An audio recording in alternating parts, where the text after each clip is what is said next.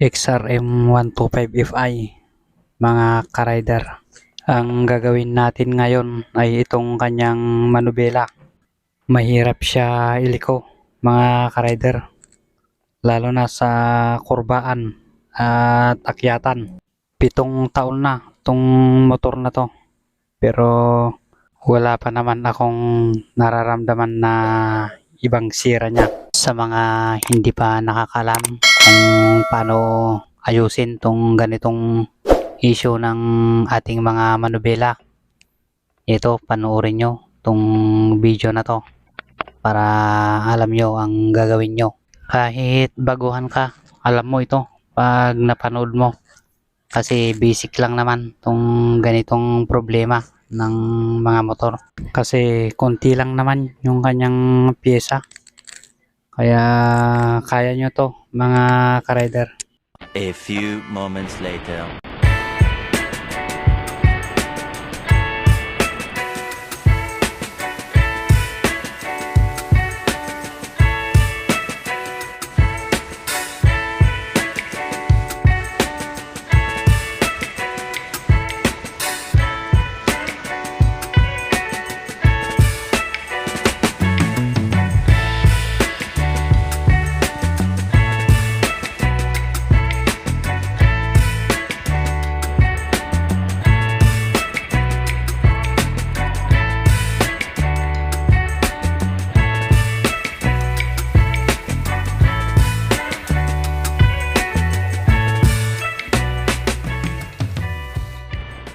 Baklasin natin lahat ito mga ka-rider, wala tayong ititira dito, lahat tanggalin natin. Dapat meron kayong tiyaga pag nagbaklas kayo nito. Yan, natanggal na natin yung kanyang gulong. Tignan nyo mabuti yung mga pyesa na binabaklas nyo para pag ibalik nyo hindi kayo magkamali.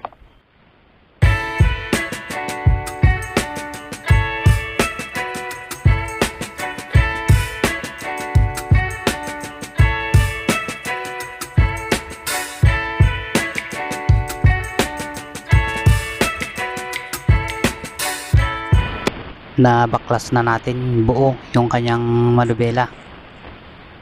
Yan, tanggal na lahat. Hindi na natin inisa-isa na tinanggal yung kanyang mga pyesa. Buo na yung pagbaklas natin yung kanyang manubela para madali na lang pag ibalik natin. Sa loob ng 5 taon, ngayon pa lang natin binaklas ng ganito mga ka-rider. Ang gagawin natin dito ay lalagay lang tayo ng grasa sa kanyang knuckle bearing. Pag maglagay kayo ng grasa sa knuckle bearing, mas maganda yung polysynthetic mga ka-rider. Mas matibay at hindi madaling malusaw. Ito yung aayusin natin. Tatanggalin pa natin ito. Luwagan lang natin tong kanyang pinakalak niya para matanggal natin ito. Ganito lang yung gagawin nyo mga ka-rider. Yan, itabi lang natin para hindi mawala. Pag magbaklas kayo nito, dahan-dahan lang para hindi tumilapon yung mga bearing. Meron pa siyang grasa pero konti na lang yan, kaya linisan lang natin. Tinignan ko yung kanyang knuckle bearing, okay pa naman siya, pwede pa naman gamitin.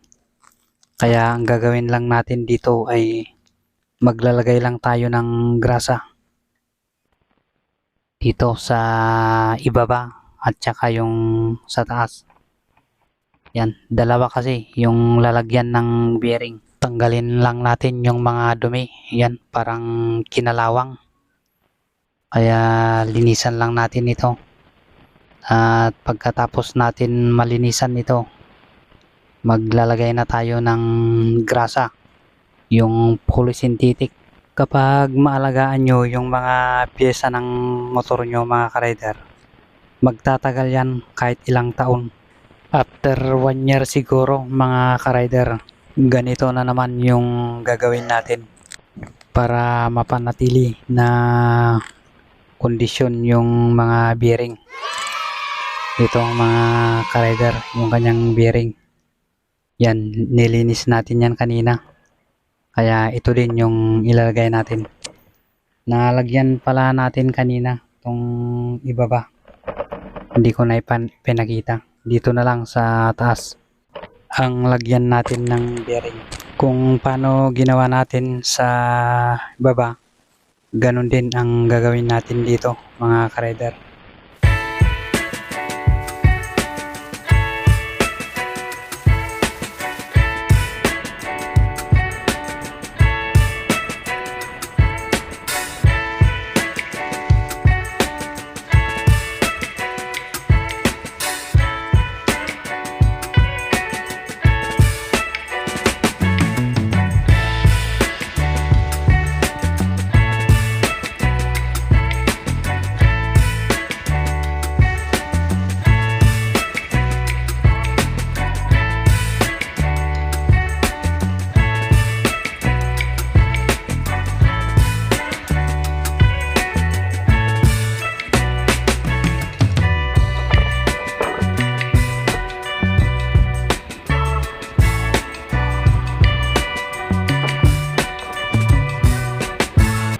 Tapos na natin na ilagay yung kanyang mga bearing, mga ka-rider.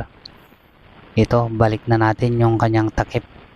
Ito, higpitan na natin. Pero pag naghigpit kayo ng ganito, huwag yung masyadong mahigpit. Kung mahigpit kasi ito ay mahirap din ikutin yung manubila niya. Kaya eksakto lang talaga yung higpit nito. Huwag yung sobrahan.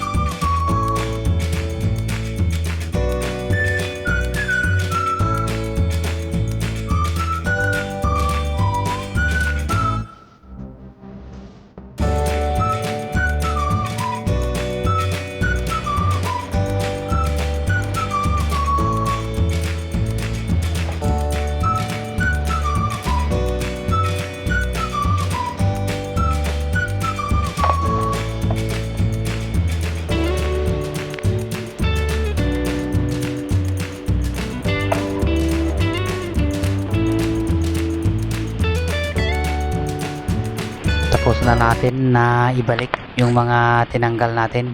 Gulong na lang yung kulang. Ito, lalagay na natin yung kanyang gulong.